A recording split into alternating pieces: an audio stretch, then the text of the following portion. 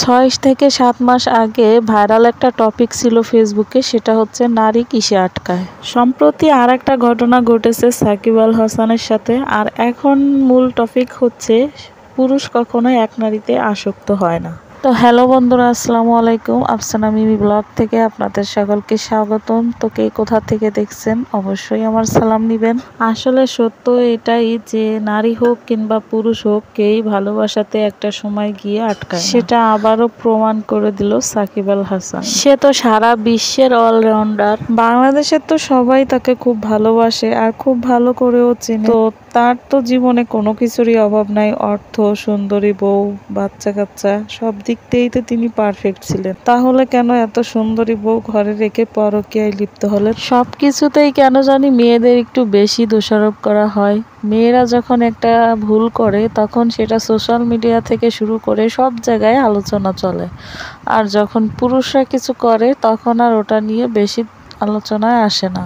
বেশ কয়েকটা কন্টেন্ট দেখলাম, তাতে কিছু কিছু ছেলে মেয়ে বলতেছে যে সাকিব আল হাসানের বউ কেন চুপ আছে। এটাও বলতেছে যে কেনই বা মুখ খুলবে, কারণ সে তো পরিচিত মুখ পেয়েছে শুধুমাত্র তার হাজবেন্ডের জন্যই।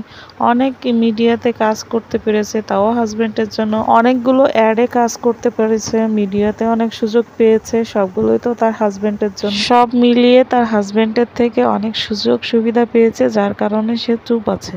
সবশেষে আমি একটা কথাই বলতে চাই যে হ্যাঁ, কিছু কিছু মেয়ে লুবি আছে, তারপরেও নিজের স্বামীর ভাগকেই কখনো অন্য কাউকে দিতে চায় না।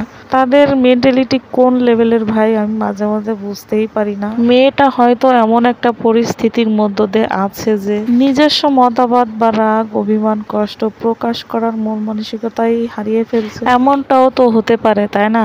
আসলে আমরা বাঙালি সবসময় নিজেকে নিয়ে অন্যের বিচার করে ফেলি।